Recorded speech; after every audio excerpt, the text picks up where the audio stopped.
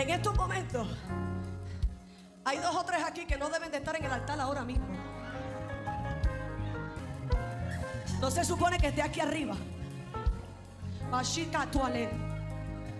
Pero mira, si la gracia de Dios es tan grande que los permitió subir.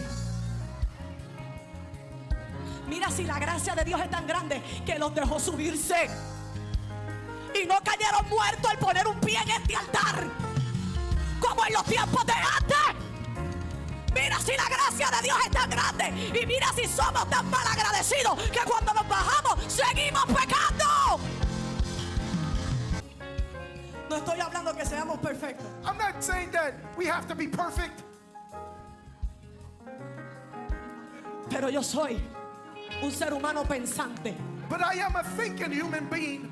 Y yo sé cuando estoy mal. And I know when I'm wrong. Y yo sé cuando estoy bien. And I know when I'm right. Si no me tengo que subir aquí porque estoy mal, me quedo abajo. If I don't have to go up there while I'm wrong, then I need to stay down here.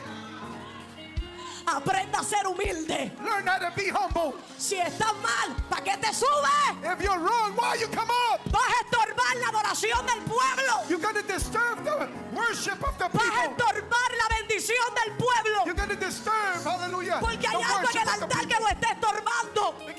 Queremos hablar sobre este video que vimos y queremos dar nuestro punto de vista como músicos, como adoradores, como miembros del equipo de alabanza. Y porque como en toda historia siempre hay 2 opiniones, ¿no? De un mismo hecho hay 2 partes, entonces nuestra parte como músicos de alabanza pues es esta. ¿Qué piensas tú de lo que vimos en el video? Pues primero que nada, yo pienso que una de las cosas que debemos de pensar, porque puede ser una realidad, es que no sabemos, como leí en muchos de los comentarios que había en el video, no sabemos si ya este grupo de alabanza fue confrontado alguna vez con ciertas cosas, ¿no? Pero sabemos lo que dice la palabra, ¿no? De que si tú miras a alguien que está mal, que está en pecado, que está cometiendo un error, tú lo apartes y hables con él. Sí. Si no te hace caso, dice la palabra, que ya vayas por 1 o 2 testigos y que delante de esos 2 testigos tú hables con él lo mismo que hablaste al principio, ¿no?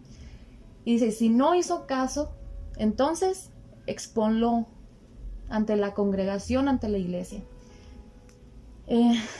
Como te digo, no sé, yo no conozco a esta señora, es la primera vez que yo veo un video de ella, no la conozco, no he orado con ella, yo no puedo asegurar si sí o no es de Dios, pero lo que es un hecho es que esta manera de exhortar, vamos a ponerlo así, desde mi punto de vista no me parece correcto, porque no es de una persona, a mi ver, madura espiritualmente hablando, ¿no? Uh-huh. No sé si tú quieras agregar algo. Pues yo creo que sí, ¿no? Yo creo que en el momento en el que se siente incomodidad en el ambiente, así como que más porque los músicos están cumpliendo la función, ¿no? De músicos, vamos a dejarlo músicos. Sí, o sea, siendo músicos, o sea, estar cumpliendo tu función, llevando a cabo esa colaboración con cualquier ministro, y que en ese mismo momento sea como que hay unos de ustedes que no tienen que estar ahí arriba. Yo creo que desde ahí ya hay un choque que no tiene sentido en el aspecto de, pues tal vez me estoy adelantando, pero que se me hace incongruente que si yo como músico estoy mal, pero al mismo tiempo aquí estoy haciendo mi trabajo, y pues entonces ¿qué onda? Pues, ¿no? Sí, ese podría ser un punto, creo que es un muy buen punto de partida, porque como grupo de alabanza sabemos, gracias a Dios no nos ha pasado tan directo, ¿no? Es una realidad de que a veces en un grupo de alabanza no todos van a tener el corazón, no todos tienen el llamado, no todos tienen el entendimiento. Eso es una realidad que no podemos ocultar, que debería ser, por supuesto. Pero desgraciadamente en algunos grupos no se llega a estar todos en un mismo espíritu, en un mismo sentir, no todos entienden lo que es el adorar.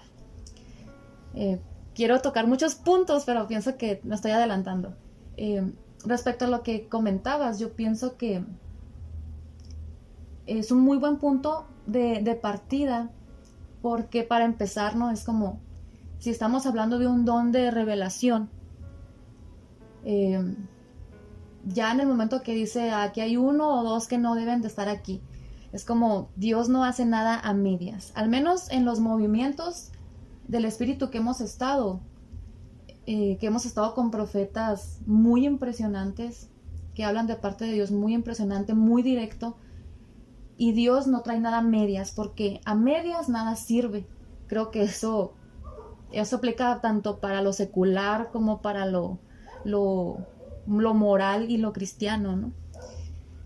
Pero hay algo que comentabas, se me olvidó un poquito porque me puse como a divagar, pero es El músico cumple su función, pues, ¿no? sí, o sea, el músico cumple su función, pero si tan mal está, porque no lo bajan, o sea, pienso que es muy cruel, por así decirlo, que tú estés lacerando a una persona que a lo mejor ni tiene el entendimiento de lo que está haciendo, ¿no? Porque tenemos que ser realistas de que la mayoría de músicos están ahí porque vieron que sabían tocar guitarra, que sabían cantar, que entonaban bien, o porque no había nadie más, entonces rellenan un espacio, ¿no?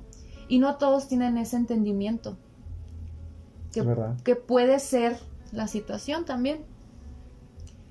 Pero hay una de las cosas con las que sí hemos lidiado, que es que a veces vienen predicadores que es como prácticamente te dicen que no se siente nada, que no fluye nada contigo, con ustedes allá arriba, pero no te bajan. O sea, a mí me tocó una vez un predicador que lo respeto mucho, y él estaba ministrando, entonces él iba por un lado y el grupo de alabanza iba por otro, entonces él amablemente los bajó y puso música, porque no, o sea, eran un montón de adolescentes tocando instrumentos que no entendían lo que estaba pasando, y el ministro entendía lo que estaba pasando en el ámbito espiritual, entonces los bajó.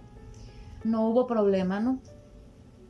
Pero pienso que eso es un muy buen punto de partida, porque si tú vas a estarle tirando a un grupo y tirando a un grupo y tirando a un grupo, pero tú no tienes la disposición de enseñarle, de hablar con ellos, de bajarlos, ¿no? Como en muchas iglesias que se utiliza la disciplina. Para mí no tiene sentido. Simplemente estás lacerando algo sin sentido. Sí estoy de acuerdo, porque ya sí tratando de hablar del orden, ¿no? O sea, Pablo, como dices ahorita, en la carta de Mateo se dice, en el Evangelio de Mateo se dice que si tienes el problema con tu hermano, hables con él a solas y luego ya mejor agregas a alguien más. Entonces, hablando de orden, esta hermana dice, no, y que el músico que tiene pecado, el que está ahí arriba, está contaminando al pueblo.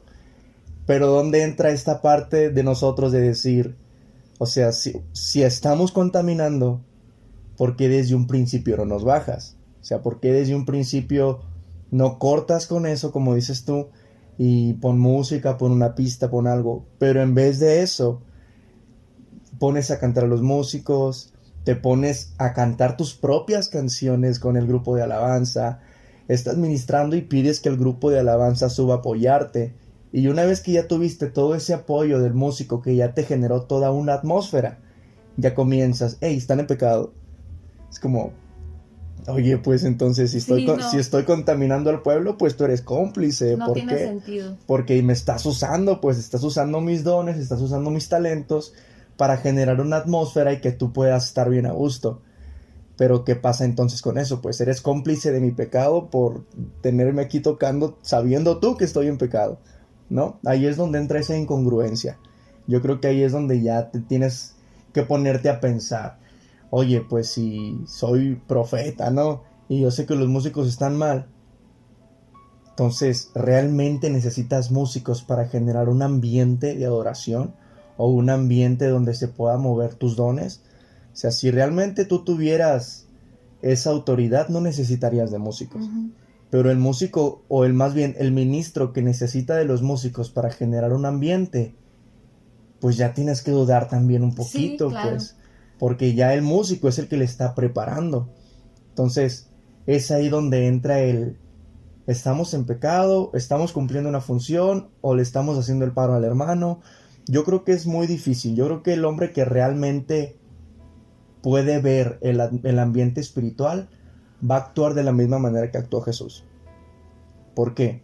Si tomamos el ejemplo de Jesús, cuando él tuvo que reprender, tuvo que regañar, cuando llega al templo y se encuentra con estos vendedores, él no llega diciendo, oye, ¿me puedes vender una palomita? Y que sabe qué, haciendo uso de ellos. Y una vez que Jesús ya obtuvo lo que él tuvo, lo que él necesitaba, es como que ahora sí les volteó las mesas y estos son unos ladrones, váyanse aquí, esta es casa de oración. Eso no hizo Jesús. O sea, desde un principio Jesús vino y estableció, hey, esto es lo correcto, esto es lo verdadero, así se tienen que hacer las cosas, sáquense de aquí, lo reprende, ¿no? Entonces yo no veo esta parte. Yo veo como si Jesús hubiera entrado al templo, hubiera comprado unas palomitas, hubiera hecho un cambio ahí de moneda, y una vez que ya obtuvo lo que necesitaba, ahora sí, váyanse de aquí, pecadores, ¿no? Entonces, yo creo que eso es el área sensible con respecto a esta situación. ¿Qué tanto tú estás utilizando el ministro sabiendo que está mal? Porque ya te haces cómplice, ¿no? ¿Qué piensas? Sí, estoy totalmente de acuerdo porque es una realidad, ¿no? De hecho, me acordaba mucho de una vez que vino un profeta a la ciudad y fue en una congregación. Entonces, en esa congregación el grupo evidentemente pues tenían sus problemitas, ¿no? Y este profeta los reprendió, les dio una palabra de parte de Dios fuerte, pero también me encanta la parte en la que este profeta fue tan certero. Les dio una palabra fuerte, pero a la vez les habló de lo que Dios iba a hacer después, ¿no? Si ellos atendían esas áreas y si se dejaban procesar. Cuando él ya da esa palabra, realmente ese lugar no estaba fluyendo nada, la atmósfera estaba dura, estaba pesado, hasta frío se sentía físicamente y estábamos a 40 grados, ¿no? Y no había aire acondicionado, era una iglesia sin aire acondicionado. Espiritualmente hablando era lo que se sentía.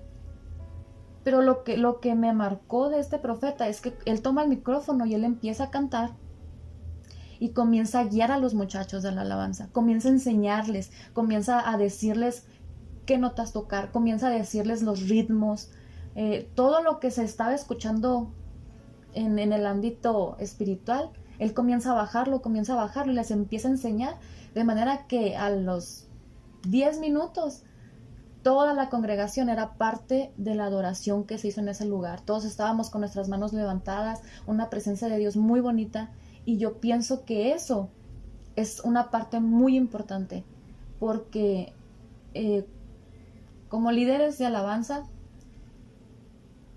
se nos demanda, ¿no? Se nos demanda que se sienta Dios, se nos demanda, o sea, si no se siente Dios es nuestra culpa. Nunca va a ser culpa del predicador, nunca va a ser culpa de la congregación, siempre va a ser culpa de los ministros de alabanza, nunca va a ser culpa de los intercesores, nunca va a ser culpa de los profetas, siempre va a ser culpa de los ministros de alabanza. Y esto realmente ya es como muy cliché para mí, porque en realidad no es así. Yo, sin un sentido de alardear, hago mi trabajo.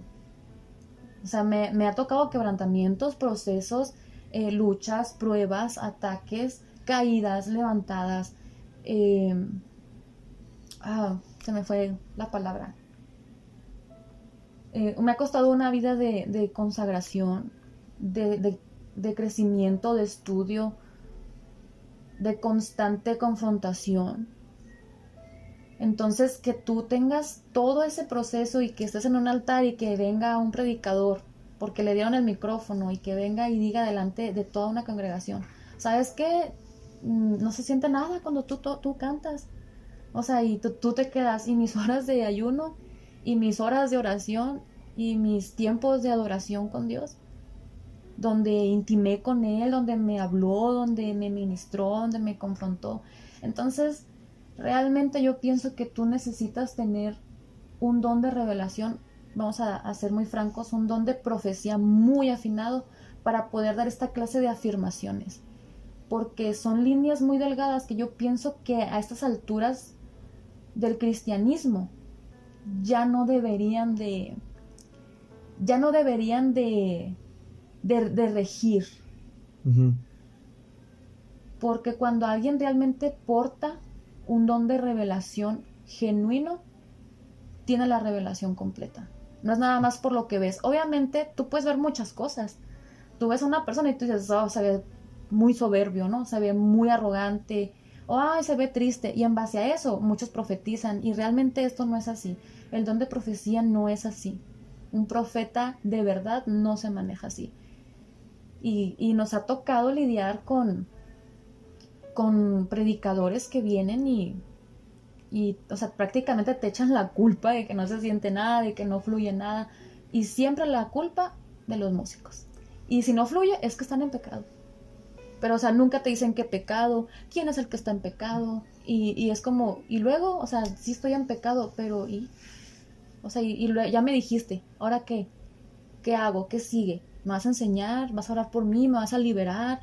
¿O qué? O nada más tu punto era exhibirme, porque realmente Dios y su esencia siempre son de restaurar, siempre son de liberar. Cuando David fue confrontado por el profeta Natán, ya fue porque él tenía un proceso de ocultar, de manera que la misericordia de Dios fue y lo confrontó. Y fíjate cómo fue, o sea, pudo haber sido tú incircunciso, o bueno, no era incircunciso físicamente, ¿no? Pero vamos a ponerlo así, tú pecador, yo te di esto, te hice rey, y mira cómo me pagas, mira cómo lo haces, porque hay una parte en la que dice que se suben y que ministran, y que somos tan malagradecidos que nos bajamos y seguimos pecando. Para salir de un pecado se necesita una convicción del Espíritu Santo. Se necesita alguien que cuando lo confronte no sea nada más tu intelecto, no sea nada más con la palabra, sino una persona llena del Espíritu Santo, que cuando esa persona te habla, te quedas wow, como el profeta Natán. Cuando el profeta Natán habla con David y le presenta la historia, y David lanza ese juicio, y el profeta Natán le dice, pues ese hombre eres tú. David no es, pero ¿cómo no? Lo que portaba el profeta, la esencia del profeta, hace que David diga, es verdad, yo he pecado. Y creo que todos sabemos que el Salmo 51 es el ejemplo perfecto de un arrepentimiento a través del Espíritu Santo. Sí. Pues yo creo que para una manera de cerrar esto, pues simplemente, pastores, valoren a sus músicos, valoren el tiempo que invierten a aprender un instrumento. Es algo de toda la vida, no es o sea, me atrevo a decirlo, una carrera, una licenciatura, es obvio que todo el tiempo estás aprendiendo más en la cuestión de la medicina, ¿no? Pero el músico también es una carrera de toda la vida. Aprendes a tocar tal vez un poquito en 3 meses, pero es algo que continuamente tienes que estar aprendiendo. Entonces, valoren a sus músicos, valoren sus dones, sus talentos. Aquel que reprende tiene que estar dispuesto también a restaurar. Y a enseñar, porque, como te digo, ese profeta para mí fue como wow. O sea, él portaba tanta autoridad, y cuando él hablaba había temor en el ambiente. No era como que, la torre, Dios me va a exponer, no. Era como, wow, Dios habla. La gente guardaba silencio, atentos a lo que él hablaba. Y era tan firme en lo que hablaba, pero a la vez tenía tanto amor para restaurar, que tú te quedas, wow, es el paquete completo. Y te hace ver que a veces tal vez no conocemos a Dios como deberíamos Así conocerlo. No conocemos a Dios en su totalidad. A veces nos enfocamos mucho en lo severo, pero si alguien se arrepiente, dice la palabra que cuando alguien viene a Él no lo echa fuera, o sea, lo recibe.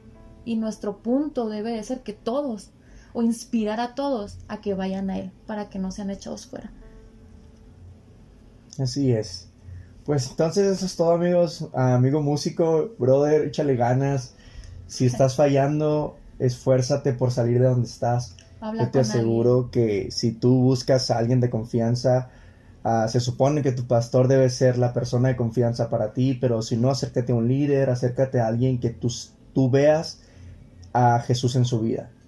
Si no, pues te aseguro que Dios va a mandar a alguien. Entonces, busca salir de donde estás. Si estás fallando, échale ganas. Si estás caído, es normal pecar. No es normal que te mantengas en esa situación. ¿Ok? Entonces yo creo que puedes salir de ahí. Yo creo que Dios te puede sacar de ahí donde estás si estás luchando. Pero tienes que buscar misericordia. Tienes que clamar y tienes que mantenerte en el lugar donde solamente está tu liberación, que es en la presencia de Dios, en tu intimidad. Así que, pues es todo, amigos. Y bye.